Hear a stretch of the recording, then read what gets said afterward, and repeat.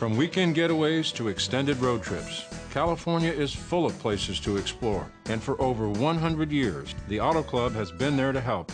Our travel agents offer you expertise regarding destination information, trip planning and reservations, either in office, on the phone, or online. Across the state, throughout the country, or around the world. Through all life's travels, we're always with you. Road Trip has been made possible by the Automobile Club of Southern California. Boy, isn't this beautiful. Hello everybody, I'm Huell, and here we are on this lovely sunny fall morning in one of the most interesting, historic, beautiful, and remote places in all of California. Welcome to Modoc County, which just happens to occupy the extreme northeast corner of our state. Now, I've always been fascinated with Modoc County. What in the world is up here? It's a huge geographic area with very few people living here. Well, we're finally here. We're getting ready to check it out. For the next couple of days, we're going to be exploring this entire area, with our ultimate destination being we're going to find the exact northeast corner of our state. So if you're interested, just like I am, in finding out what's up here, all you have to do is come along with us as we explore Modoc County and find the exact northeast corner of our state.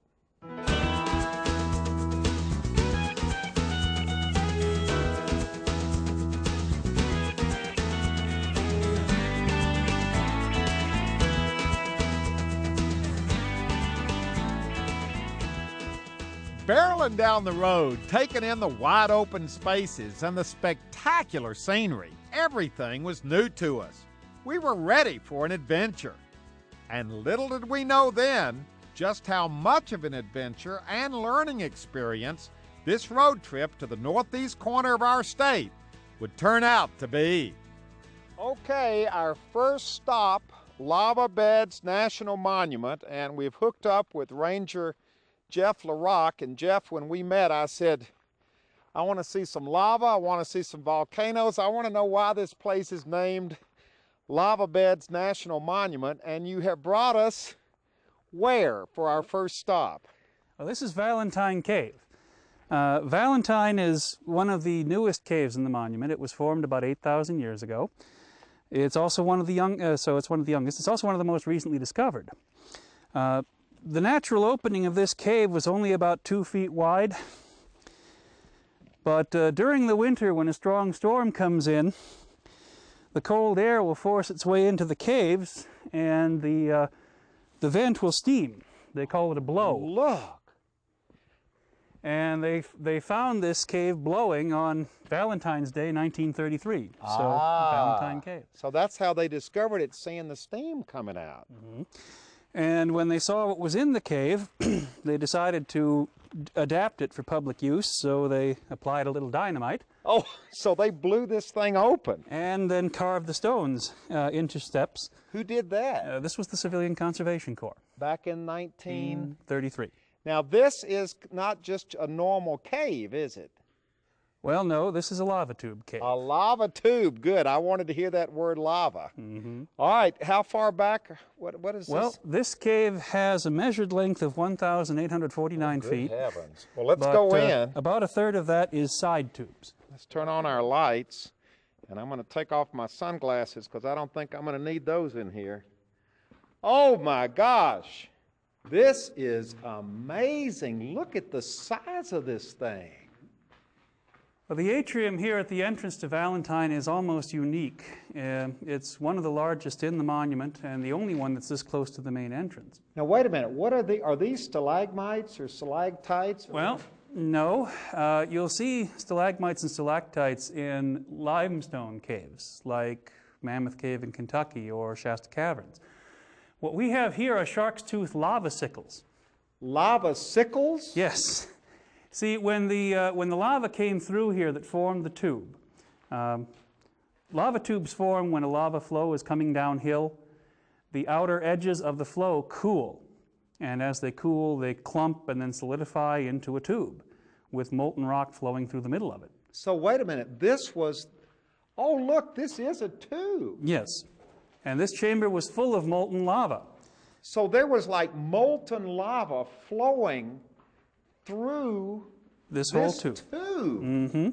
Look at this. And when the eruption stopped, the lava drained out, and what you have left here, this cavity, is a lava tube cave. Oh my gosh. And what you get here, the lava sickles come because the inner surface of the cave was still molten. And that just kind of dripped down. It dripped before it hardened. Lava sickles. Which is one of several classes of dripstone. Look at this. This just goes, how far back? The main tube here is about 1,400 feet long. Oh my gosh, this is amazing. Now, how many years ago was this flowing with lava? The flows that formed this cave occurred approximately 8,000 years ago. Now there's a little hole over there, a little tube that goes off to the side. Mm-hmm. That's called the distributary. It's called what? A distributary. And then here's the main tube that just keeps on going. And the distributary comes back in. What you have here, this feature in the middle, is called a pillar. Mm-hmm. That formed because there was a tree in the way of the lava flow. Ha! So the lava just went on each side of it. Mm-hmm. And there was enough water in the tree sap to cool a jacket of lava around the tree before it burst into flame. Boy, this is... Now, is this classified as a cave? Yes. Every cave in the monument is a lava tube, but not every lava tube is a cave. Mm-hmm. A lava tube generally is anything formed by flowing lava. A lava tube cave is one that's big enough for people to get in. And how many of these are there anywhere else in the world? Oh, there are hundreds in various places, but we have 450 of them in 72 square miles. And that's the current count as of 3 days ago. We keep finding new ones every few months. Really? You can see them from the steam coming out maybe or something that, like and that? they also form in very specific spots along lava flows. Wow. Well, I'd like to go all the way back, but there's really not much, there's not much different scenery going back through this, is it? It's pretty much all the same. Well, as you get deeper, there are a few other things you'll find, but... are there animals back in here? Some. Mostly insects, centipedes, very tiny things, usually dead white, no eyes. Really? Mm-hmm. The largest animal I've seen in any of the caves here was a centipede about that long. But look at the floor. It's all lava rock that's just hardened up, 8,000 years old. And then the marks on the walls that you've been seeing here, these little lines, they're called benches. When lava flows, it finds the path of least resistance, and that means a pre-existing cave. So here, here, up here, and there's another one kind of hard to spot here. These are other lava flows that occurred after the tube formed. So there was a lot of lava flowing here over a lot of years. Yes. Now, there's nothing could flow through here now, is there? There's no lava. The Medicine Lake volcano is still active, so it could happen again. It hasn't happened for almost 1,000 years, but that doesn't mean it can't come again. There are still active steam vents up on the mountain. Now, of course, the other thing we also have are the bats. We haven't seen them in here. Bats? Bats. We have 14 different species. In fact, the monument is one of the best population centers for them in California. Really? So they like to hang from these little lava sickles. Yeah, but usually they prefer caves that have lots of openings to the surface. Ah. Well, thank you for not bringing us in a bat cave. Well, now we've driven about 15 miles from our last stop, and this is an amazing part of the monument, Jeff. Tell us, well, first we need to comment on the fact that we've hooked up with a group of tourists. Where are you all visiting from? We're from Palmdale. From Palmdale, and what are you doing up here in Modoc County? We're just sightseeing, looking for a little adventure. Oh, well, that's what we're here for, too. And I think we found it, Jeff. Tell us all where we are right now. Well, this area is known as the petroglyphs section of the monument. The stone here is known as Prisoner's Rock, and it is what they call a Mar volcano. This formed as a volcanic vent that erupted through water. This whole area was underwater until about 1920. So this is all volcanic as well? Yes. But you didn't bring us here to show us the volcano. You brought us to show us something on the volcano. Yes. Because this erupted through water, the stone you have here, which is known as tuff, is very soft and very easy to carve. And when the lake level that we had here lowered about 6,000 years ago, we had people living here, the Paleo-Indian groups, and they began carving figures just above the waterline. And these are petroglyphs.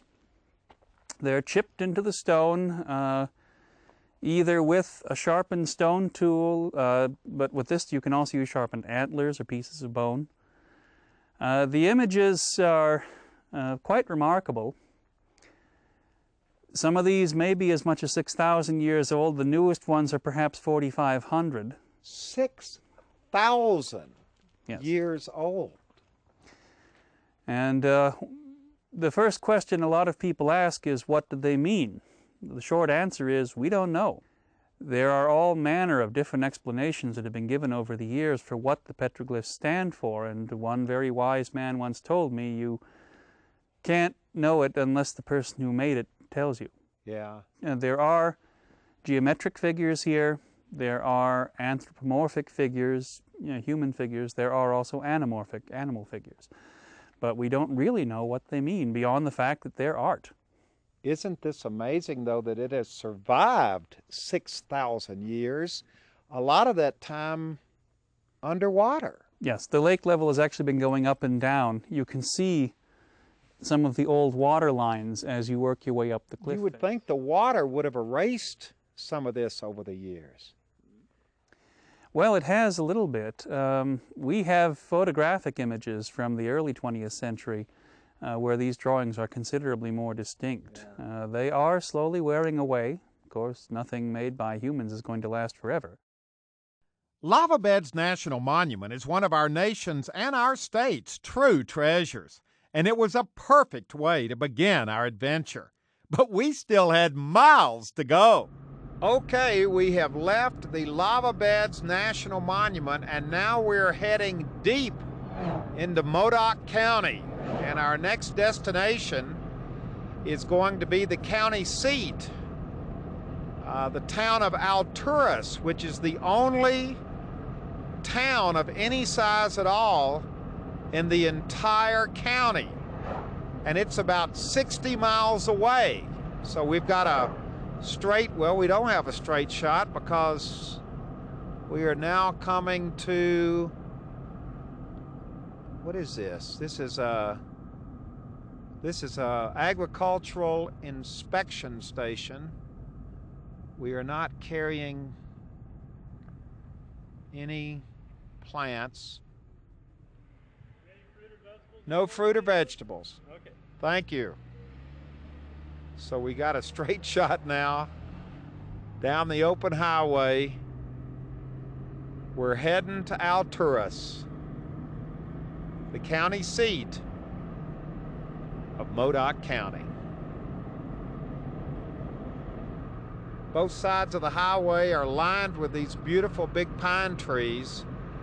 So evidently this part of the county is all forested like this.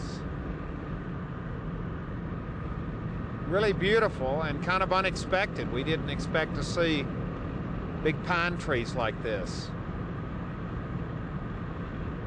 As far as you can see down the road, it's a pretty straight shot. And what's amazing about it is there's absolutely nothing between the Lava Beds National Monument and the county seat. 60 miles of open road like this. It's a straight shot to Alturas.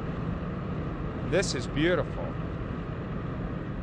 All right, we are here. We have pulled into downtown Alturas. We have absolutely no idea where we're going or what we're doing, but we're gonna stop here, spend the night, and check this place out. Okay, we have just pulled into Alturas, and coming into town and not really knowing anybody here, I think our first duty should be to check in with the sheriff. Now, Sheriff, this is Sheriff Mix. We've heard a lot about you. You're very popular here. You know your way around the whole county. Tell us what we need to know about Modoc County before we continue our tour. Well, there are many points of interest in Modoc County. We are somewhat geographically isolated from the remainder of the state, and that has its advantages. This is one of the last pristine areas of California, and the geography, the terrain, the weather is more like Nevada than the majority of California. But up in the northeast corner, we border on Oregon and Nevada. Many points of interest, many How points of isolated do you feel up here? It's 2.5 hours to I-5. Yeah, It's you're 3 at the hours end to of the Reno. world up here, really. That's correct. But a lot of historical sites to visit here. We were on the site of the 49ers wagon trains came through Modoc County, and a lot of points of interest, a lot of reasons to draw tourism, except that we are so isolated. It takes a little while to get here. Yes, it is. Well, we're here But it's now. Worth the trip. It's worth the trip. Now, are there good people here in Modoc Oh, County? it's a great area to live. It's a great area to visit, and we do have a lot of good people. Percentage-wise, people are people the world over, but we have a lot of good Some people in Modoc good, County. some bad, mostly Well, good. We have a few bad decision makers from time to time. That's the only reason we have a jail. But our percentage of really bad people isn't like it is elsewhere. Drive-by shootings are basically unknown here. We don't have the gang problems they have elsewhere. A lot of reasons to come visit Modoc County and even think about moving here when they retire or just bring their cash. Typical travel plan, half the clothes, twice the money. We could use the economic development. All right, well, we just wanted to introduce ourselves to you because we're going to be around for a couple of days. I didn't want reports coming back saying that people had seen a camera crew wandering around town and you not knowing that we were here for the right reason. Yeah, very good. I appreciate meeting you. It will be very easy to find out where you live. Thank you. And he's not just kidding. Thank you. Thanks a lot, Sheriff. He's heading back over to the jail. Now it's time for us to introduce our tour guides. Introduce yourself. Hi, I'm Barry Kinman. I'm a local attorney. Okay. Well, I'm Carol Woodward. I'm a native, born and raised here. All right, now we've hooked up with you all for this quick little tour of Alturas, and you wanted us to start out in front of the courthouse. Correct. Tell us a little bit about this courthouse. It is a beautiful courthouse. Well, it's been in steady use since 1911, and as far as I know, it's the oldest active courthouse which has been in continual use as the main courthouse for a county. Well, it looks, the architecture, I mean, it's strange to see a big, massive building like that out here in the middle of nowhere. It must have been the building in the county when it was built. Yeah, it sure was. All right, so we're starting off in front of the courthouse, and now we're going to take like a tour of the town, right? We're going to see some of the high points. That's right. How many people live in Alturas? Approximately 3,000. 3,000, and it's the only town in Modoc County, right? Well, that's the only incorporated town. There are other towns. The next largest town would be how big? Cedarville, Which is, probably 1,000. oh gosh, so we go down real quickly in size. You're at the metropolis of Modoc County. Now we've come just about a block and a half, which is about as far as any trip in this town is, isn't it? You can walk everywhere you want to go. So we've walked a block and a half. We're now out on Main Street in front of the building that catches everybody's eye when they come into town. Tell us about this Niles Hotel. Well, it's a hotel that dates back from the turn of the century, and as you can see, it's a gorgeous old building that's still functioning today. Well, it's kind of a landmark, isn't it? Very definitely. Well, it's a great old hotel. Is it still a hotel? Oh, yes. Can we go in and look around? Very definitely. All right, let's cross the street. Watch it. Here comes a vehicle right here. You're Oh, actually right on Highway 395. come on, let's cross. I put my hand out. He stopped. I didn't mean for him to stop. But we're crossing the main street. You're lucky the out-of-state ones usually just go right through the crosswalk. And we're heading in to the Niles Hotel. This is great. Yeah, it really is a gorgeous old building. And I think the folks that own it now have done a great job of maintaining it and getting it up to snuff. Good afternoon. Hi, how you I'm doing? Huell Hauser. I'm Ray Abernathy. How you're connected with all this? Family.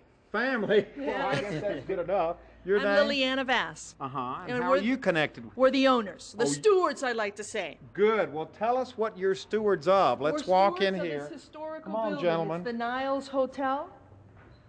And it was built in 1912, and it's just, you could just see the architecture and the tin ceilings, how original it is. It just has hardly had any change done to it. Now, this was what room? This is a beautiful room. Actually, this was a drugstore. These were all mercantiles. This was a drugstore originally, and then it was a land company. So you just opened these walls In up. the 60s, this was opened up. The 60s was the time for the bars, as this was opened up to a honky-tonk bar. You could tell with the stage back there that this must have had a lot of life going on. Oh, boy. You remember any of that from the 60s? Very definitely. I remember all of it. You weren't here. You just heard about it. That's right. You weren't in a wild bar back in the 1960s. No way. Because his wife is right outside listening to this whole thing. So you've seen this place change a Oh, lot, yes. too. I knew Mitch and Babe Durasovich, who had it for years and years. They were good friends of ours. And I've seen the changes bad. I remember the drugstore and the real estate office. Well, the old hotel is still here. Is it still? Yes, Can we could go upstairs. It's still functioning as a hotel right now. Wow. And what do you have? Just tourists or people who are visiting family around town or We what? get some family members. We get tourists. We get parties when we host weddings. We'll get whole wedding parties up there because it's wonderful when people that know each other are staying upstairs. Look at 'Cause this. the Look at community this rooms- staircase here. This is an amazing, It's wonderful. big, wide, broad staircase. We're picking up people as we go I along. know, they're coming out Now, of the who are woodwork. these? Now, this is my daughter Naomi, and this is Lydia. That's 2 of 5. So your whole family We lives live here in the hotel. on the south wing. We have the whole south wing of the second floor. Oh, excuse me. Yeah, so you like that wing, huh? And I like these big hallways Isn't up it here. beautiful, yes. They had the Look down roofs. here at this. This is amazing. Just looking at these wonderful old hallways. It's true. They had the room, so they built it big. Yeah. All right. Now, where are we? Well, see, we have all these refurbished antique rooms here, but we have one special one, which is the honeymoon suite, and you got to see that one. The honeymoon, The honeymoon suite. Come on, come on, kids. Come on. Come on. We're all going down to see The honeymoon. the honeymoon suite. Now, how many rooms do you rent out up here? We have 9 rooms on the second floor that have private baths, and then on the third floor they have shared baths, and there's 21 rooms up there. Now, is this the honeymoon suite? This is it. This is the start. Ah. I like to call it the covenant room. So this they have is- different names: covenant room, honeymoon suite, and other names that we'll just let it Well, up what to your is- imagination. What is this room? What This here is just a sitting room, and then we have the bathroom in here with the big claw tub for 'em, Uh-huh. and just a little sitting room. And then in here is the bedroom. And we do have, like, TVs and phones if they want them, but if not, they just want the antique look, they can have that too. So when people come here, they like the old feel of it. They love the old feel of it. I've had ladies come in here, they used to work here 60 years ago, and they used to come and take a stage from Davis Creek, party here, go to the dance, and then take the stage back to Davis Creek. The stage? Yeah, a stage. I guess it was a stagecoach, whatever, or a little bucky horse wagon. 60 years ago, they were still running stages? Mm-hmm.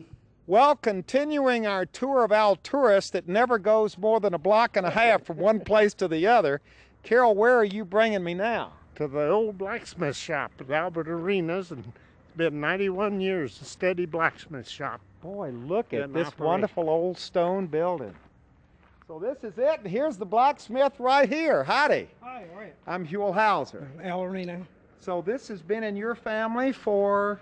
Well, 61 years. Really? Mm-hmm. Well, show us around in here. This is still an operating, oh my gosh. Look at this. Is the main part. Originally, from right here clear to the back, it was built in 1909 and still in the original machinery and equipment is still in place, and it all operates, and I still use it. It doesn't look like anything has changed No, it hasn't. since it was built. No. And all these tools that you see here are all handmade by various blacksmiths been in here, and the forge is in the original position, and there was 2 blacksmiths working in here at all time. 2 at one time. Mm-hmm. And look at these floors. These things look like they've been here since the beginning, too. They certainly have. All right, now you've got it all fired up here for us. So this is actually the way it would work, right? Well, just to give you a little idea of the kind of work they did in them days, I have a chisel here that we'll just take that off and we'll put a point on there just to give you an idea how the system works. And so you put it in the... You put it right in the middle of the fire. And then you crank it up over here. In the old days, we used the old hand-cranked blower. Of course, when you're my dad in his days, this was a lot of work. You couldn't crank all day long, so they got into this rheostat system. I got you. An electric motor, so it made it much more convenient. Boy, I'm just looking over behind your shoulder here. All of this old stuff up on the wall. Oh boy. Gonna get a little smoky. We're standing right in the smoke too. See, Carol, you're smart enough to be standing on the right side of the smoke. You've been in these places before. Look at this stuff. This could all go in a museum. A lot of these tools, of course, like I mentioned before, there were many of them handmade. Now, is there enough business? You don't still really do horseshoeing business. No, it's just kind of went by the wayside. Blacksmithing anymore is more of a hobby, or people that's into the ornamental ironworks, and they make lamps. So you still come in here and do some work down here in this part of the shop? Occasionally, yeah. I have bars and picks and things like that to sharpen and temper. And then a lot of times I'll have to make big heavy brackets, and it's much easier to heat them in a forge and bend them than it is with a torch. Now, is that thing ready to go? It looks pretty hot to me. No, not yet. Oh my gosh. I'll tell you what we'll do while that one's going. We'll got a little piece here. It might get hotter quicker. We'll stick it in there, and boy, that thing is firing up. We'll try to make an eye bolt out of that, since the end's all threaded. And this other bit, like I explained, we'll take the chisel point off and we'll put a regular point on it. Okay, it's ready to work on, right? That's right. All right, we're pulling it out. Oh, there he goes. Oh gosh. You got to be quick with that thing, don't you? Well, reasonably. The main thing is you want to pound it while it's still hot. You don't move very fast while it'll cool off on you. Boy.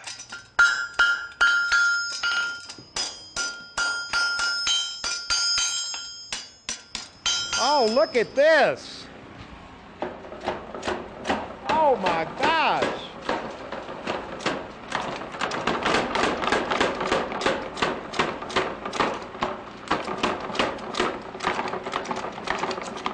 Look at this. You're pounding that thing. Yep. Drawing it out right now.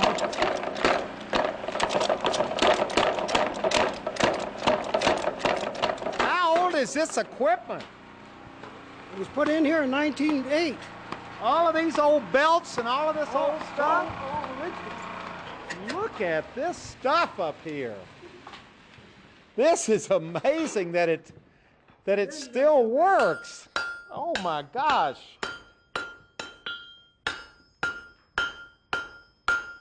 Now that's the sound of the village blacksmith.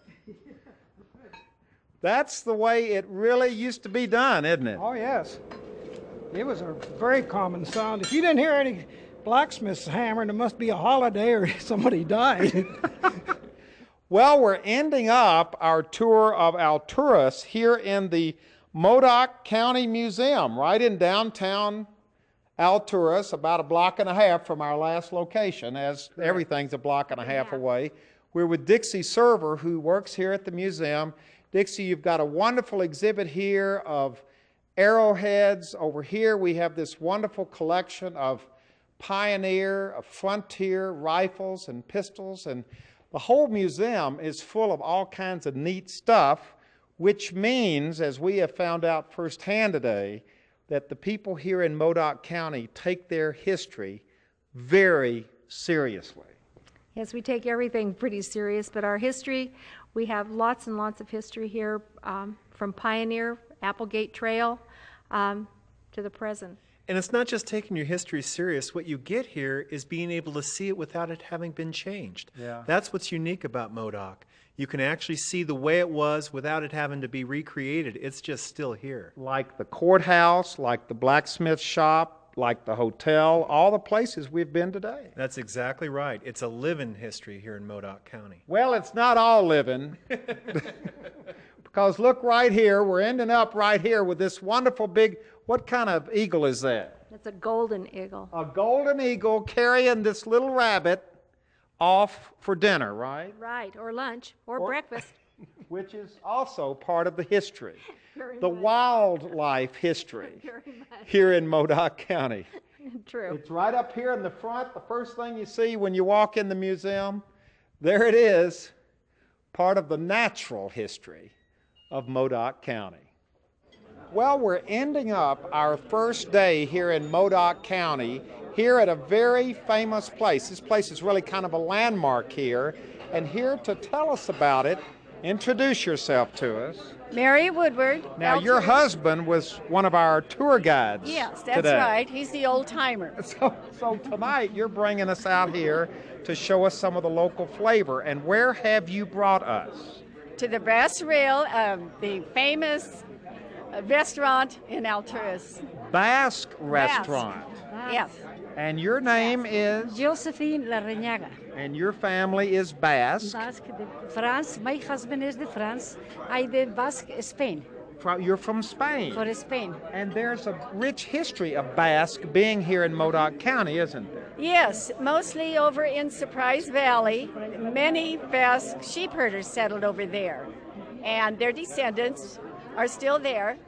And they run some sheep, or cattle. Give me the names, some Basque names of families that are still here.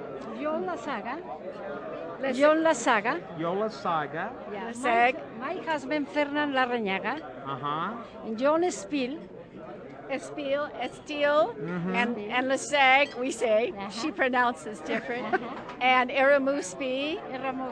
So there's still a good Basque population here. Yes, there is. The names are still over there. And look, we've got a room full of happy people here eating a Basque dinner. And come on over here, let's take a look at what we've got, because here is the main course. We've already had soup and salad. And what have we got right here? Lamb steak. This is lamb steak. Lamb steak. This is the specialty. This is the Basque specialty. Basque people, yes. And here's our table here. Here's Carol, our tour guide from today, as his wife. Your wife called you the old timer. Oh, well, that's right. And we're all sitting here eating tonight this wonderful Basque food. It's the end of a wonderful day, our first day here in Modoc County. Tomorrow morning we get up bright and early and continue our quest to find the exact northeast corner of California. And we should sleep well after this meal. Well, here it is, day 2 of our Modoc County adventure. We left Alturas this morning about 8:30 and drove through some beautiful countryside. We're heading north on Highway 395. And look what we found. We had to pull over and stop and take a look at this. This is Goose Lake, which is this huge big lake, part of which is in California, part of which is in Oregon. And this morning, with the sun shining on the hill here with the trees and looking out across the lake, this is just about as beautiful as it gets. And by coincidence, Goose Lake is historically connected to where we're heading next, because we're on our way to Fandango Pass. What's going on out here today? Well, not too much. We're just moving cattle. 3 days of it. We're taking them home. You're taking the cattle home? Yeah. For the winter? Way out across the mountains there. Wow, so how far have you been driving them? Oh, about 20 miles. 20 miles. How do we get through them? Just go right straight through them. Just go right straight through them? Oh my gosh. I've never driven through a herd of cattle out on the highway before. Well, I'll get you through them. Okay, thanks. We're from Los Angeles. We don't know how to do anything out here. We're following him. Oh my gosh. Oh. Oh my gosh. This is fun. Okay, we have finally arrived at Fandango Pass, and look at this.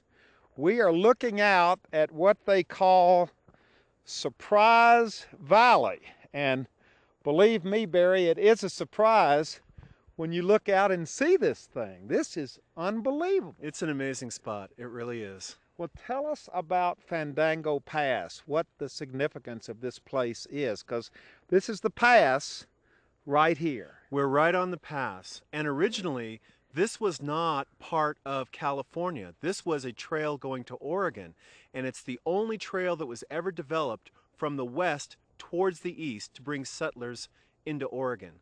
And then it changed, of course, during the gold rush. Bringing people from east to west. Right. Well, the people were supposed to come east to west, but the path was actually built from the west to the east.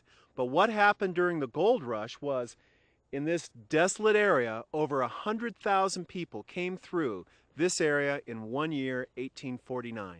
100,000 people coming to California in search of fame and fortune and lots of gold. In search of gold. And in fact, even as of today, there were more people who traveled through this desolate area in 1849 than any year since. Wow. How many people do they figure came through this path? Well, from beginning to end, probably about 300,000 people used this between 1844, 1846, and 1900. Now, why did they call it Fandango Pass? Well, there's a legend, and the legend is that, again, once these gold rush folks, and they didn't have a lot of common sense, they were just helter-skelter to get here to California. When they came over the Fandango Pass and they saw Goose Lake, they thought they were seeing the Pacific Ocean. And apparently, according to the legend, that's when they stood on the pass and danced the Fandango. Because they thought they had arrived at the Pacific Ocean when actually they were over 200 miles from the Pacific Ocean. Right, and the story actually gets worse from there. As it goes, they danced the Fandango and had a big party all night, and then the Indians killed them the next day. So it wasn't much of a party, but that's the legend of the Fandango. All right, we're on the road again, heading out of Fort Bidwell. After all of these miles and all of these journeys and experiences that we've had the last couple of days, we're getting down to it. We are now going to that elusive northeast corner of California. And to get there, they tell us that we've got to go about 12 miles out of Fort Bidwell. We got to stop, park the car, and then walk the rest of the way in. But I got to tell you, just driving there is a pleasure. Look at this scenery on this wonderful fall day. We couldn't have had better weather for this trip. And every turn we make, we see another absolutely breathtaking panoramic view of the mountains and the valleys and the open spaces. This is just an absolutely beautiful part of our state. Okay, we are here. Are we here? We're here. We're ready to hike. Oh, so we're not here? No, we're not here. We're near the border. The border is somewhere out there, and that's what we've got to find. How far out do we think it is? Anywhere between 1.5 and 3 miles. So we've come as far as we can come and stay on a road. That's correct. In fact, this is the main road. You can see it's a dirt road through this part of Oregon and California. Yeah. So are we in Oregon or California? We're about 100 yards into Oregon. So we're into Oregon and we're heading that way to get back into California. Yeah, in fact, if we do this right, we'll be in Oregon, California, and Nevada all at once. Wow. 1 foot in 3 states. Now, Carol, you and Jane are staying here. Well, she's going back to Bidwell, I You're think. going back to Bidwell. You're I'm staying gonna stay here to guard the vehicles that we're yes. leaving behind. Yeah, you didn't leave me. You're going with us, Barry, and the dog is going with us. Is there anything we need to be aware of? Because you've lived in this part of the county for years. Get out of there before dark. You might get Mountain lost. lions and rattlesnakes. Rattlesnakes? Yeah, mountain lions. I think you said enough right there. They really are out there, aren't they? Well, sure they are. You bet. Yes, they are. Lots of rattlesnakes? Yes. Yes. Yeah, you go first. All right. The trouble with rattlesnakes too is this is time of the year where they're shedding their skins, so they don't make a lot of noise. So we really do have to be, aside from all the jokes, we have to be careful. Yeah, I know. Because this is black volcanic rock, and it's an arid area, and they love this kind of environment. Wow. Now you've got your GPS thing, so we're going to follow that all the way back. Have you ever been to this spot before? No. Have you ever been here? No, I haven't. But we are on the right track, Yeah. right? Mm-hmm. Uh-huh. How many people would you figure total have ever been to this exact spot? 10. That might be And how many have ever made it back? 9. All right, let's head out. Thanks for everything. All right, we're heading out down this little farm dirt road here until that runs out, and then we're going to hike by foot from there. We're going to walk in from there. Totally into the wilderness, Into the right, wilderness Steve? of northeastern California, you betcha. Okay, we're on foot now, and Steve, this is absolutely beautiful country. Well, it is. What's the game plan? The game plan will be to get on top of this lava flow. We don't want to be in this canyon because you can get stuck in them. So we'll get on top where we get a better view, and we'll follow the GPS unit, which should give us an accurate reading of where the border is. So we're going to climb up on top Correct. of this. What is that, a flat plateau up there? It's a flat plateau. It's an old lava flow that has been cut by the river. So we want to get out of it and wander around on Look, top. there's a crest of lava rock all around us. It's like we're in a bowl here. Well, that's the other side of it. It's actually not it's a bowl or an amphitheater here, but of course this creek follows down and is cut into it.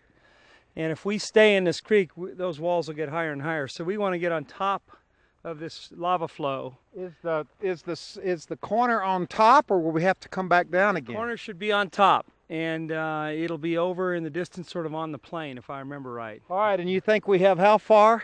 I think we have at least a couple miles. Oh boy.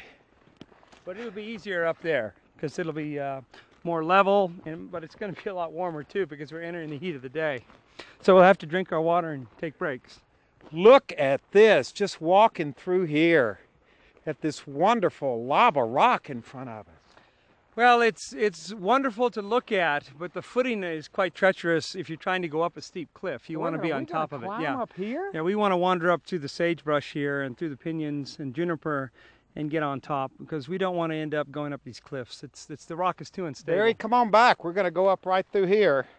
And I'm going to let you all go first to check out the rattlesnake situation. Well, that's something that's another reason why you don't want to be on the cliffs. Lots of snakes. Lots of snakes, and if you're finger towing and climbing, you never know what's going to be above your head. It's not very safe. So we'll go We'll go around the safe way. All right, we're heading up to the top. Boy, I am looking for snakes. That's all I'm looking for. And listening too. I don't want to hear any rattling going on. Okay, we are at the top of the, what do you call this? This will be the top of the lava flow. Boy, oh, look at this. What a view out here. And now you'd be looking into Oregon, right into that other side of the ravine here, and that's all Oregon, and Nevada's way over there. And over here, back behind us, that's home sweet home. This is California. California, right. That's the flank of Mount Bidwell, which was one of the northern high peaks of the Warners. Okay. Just below 10,000 So, where are we going now? We're just going to head out across this, boy, this is all lava rock. That's exactly what it is, and it covers... Look at this whole thing. Right, this is a very old weathered juniper, and you can see how the wind, and it looks like in the back of that lightning has stunted this. And these berries This are actually... is beautiful. Look in here. Whoa. There's a lot of stuff to Yeah. stumble on here. This has been sheared by wind on several occasions, but they're very resilient trees. You find them here and in the upper elevations of the Sierra Nevada. So we're coming at the right time of the year. If we'd waited much longer. Well, I think any longer in this, the wind and the cold would take over. Yeah, it gets And, real cold up it's here. It's very cold here, especially at night, and very windy in the winter, because the wind comes down from the north, from Canada, and that's not a warm winter wind. Get out your GPS thing there. Are It we says getting closer? that we're getting closer. We picked up a few seconds of latitude and 1 of longitude, so we're getting there. Where are we heading for? What is the... Well, we're heading for 120 degrees west of Greenwich.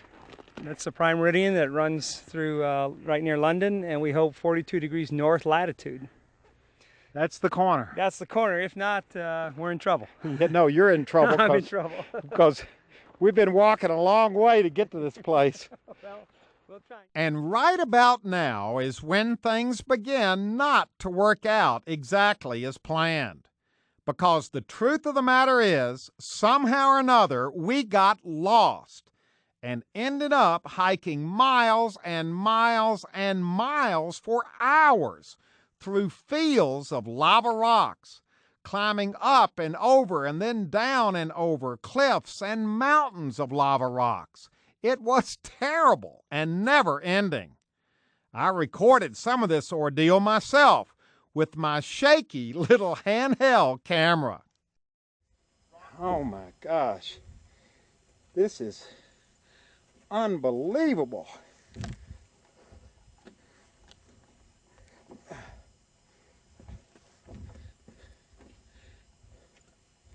This is endless, and it just goes right out. We're just walking right on top of this whole bed of lava rocks, and we're over here.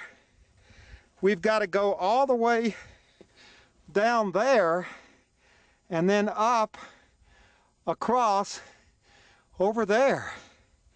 This is going to be a long, hard, oh man.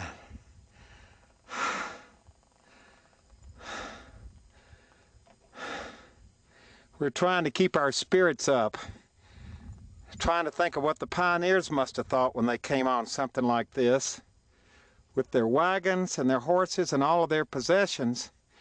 If we're discouraged right now, just think what they must have felt like when they came on this thing. And we're going to persevere just like the pioneers did. Look at the size of these rocks that we're walking through. Just going, whoa.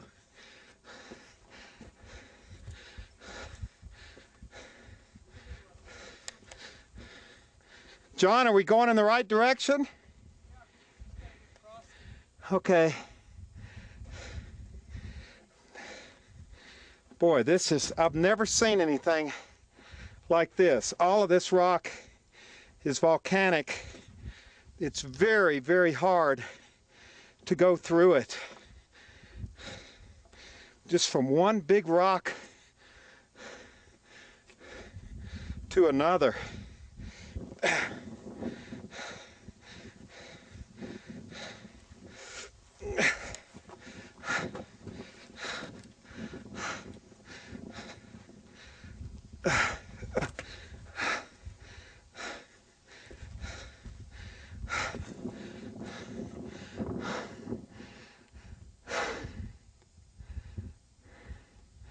Welcome to Mars.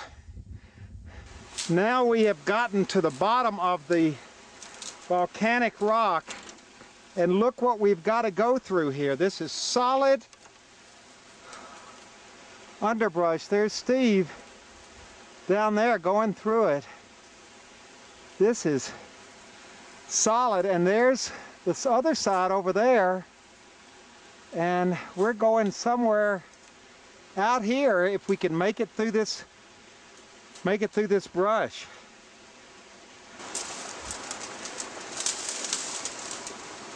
Oh my gosh. We're literally, oh.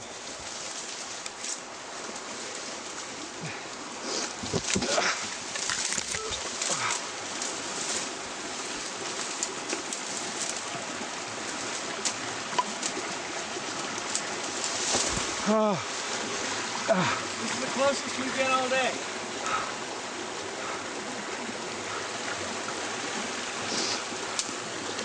Oh man. So now we're going across this stream. We've just come through this and we're going up the other side. Oh my gosh. Oh!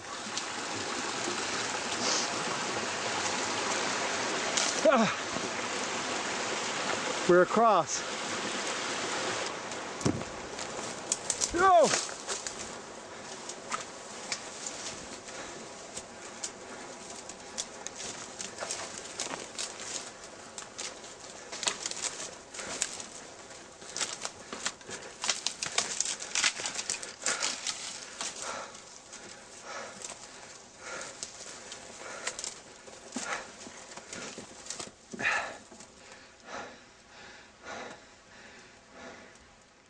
Well, after hiking, I don't know how many miles over hill and dale and up and down canyons and across lava beds and through brush and over streams, we have finally reached the corner, the northeast corner of California. And this fence right here separates what, Steve? This will be separating Nevada on that side, so you've got 4 fingers in Nevada and you've got a thumb in California. Oh, okay. You're right. All right, now the marker is actually technically in Nevada. It's technically in Nevada. All right, let's get across. We're crossing state lines right now. And come on, Lucky. Here we go. We have reached this wonderful marker. Oh boy. So, Huell, we made it. All right, here it is. 1872 A.W. von Schmidt, longitude 120, latitude 42. Now, who was A.W. von Schmidt, Steve? He was the surveyor hired by the state of California to firmly establish the boundaries that were determined by the Constitution in 1850. Okay, so in 1872, Mr. von Schmidt, what did he do? Resurvey the whole state or? Well, originally, I wouldn't say he resurveyed. Originally, they were just marks on a map, and he was the one that put those marks on a map into the field, and this is one of his markings. Okay, so it's been here since 1872, but there is a discrepancy, right? Well, there sure is, because when I look at the map, what I see is that Oregon actually has taken about a half a mile of California.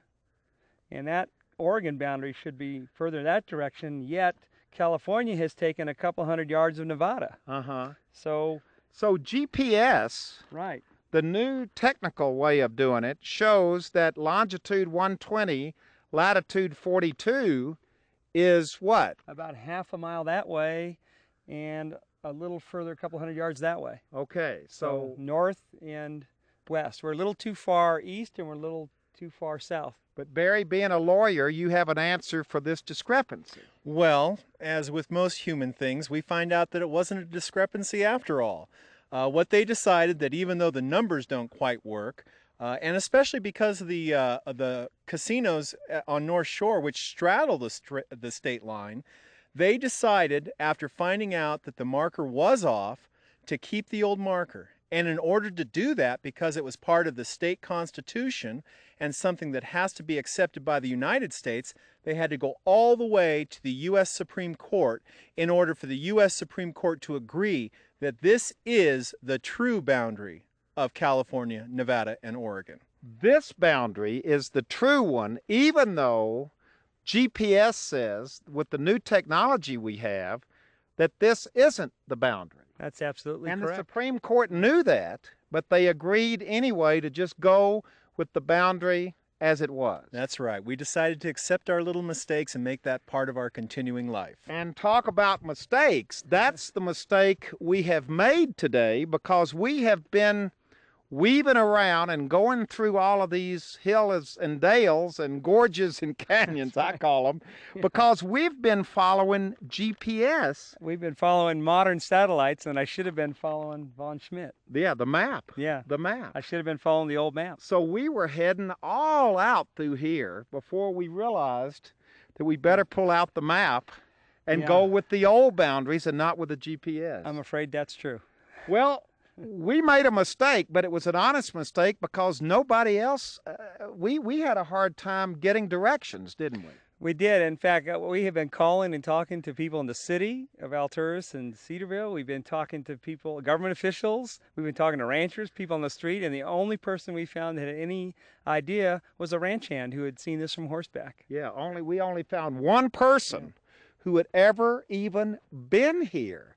And does that jive with living in Modoc County? Yeah, it does. You know, we've got a lot of outdoors here, and if I was just going to go to a place, it probably wouldn't be this place except for this monument right here. Yeah.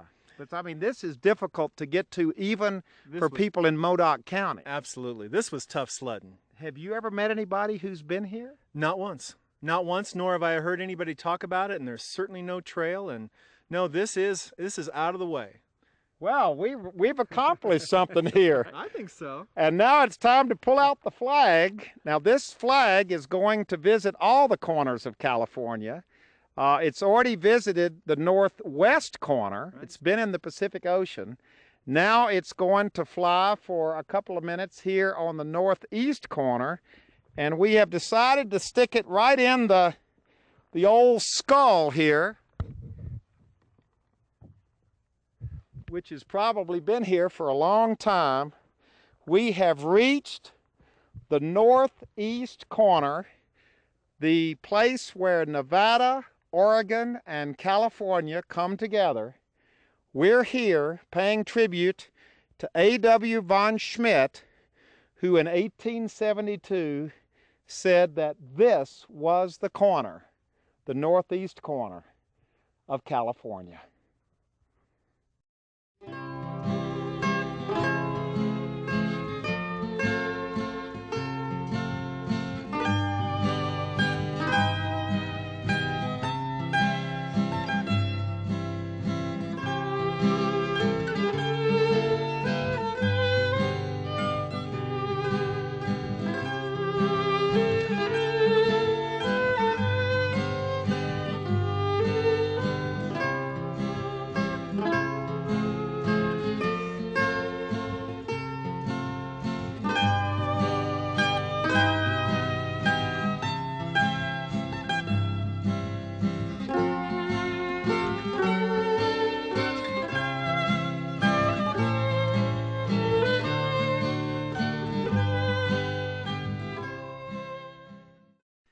Well, I sure hope you enjoyed this adventure to the remote northeast corner of our state.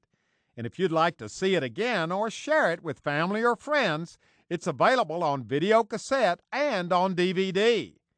And there's a special DVD of our adventures to all 5 of California's corners. It's a corners extravaganza. And to order, all you have to do is call 1-800-266-5727, and we'll be glad to send it to you right away.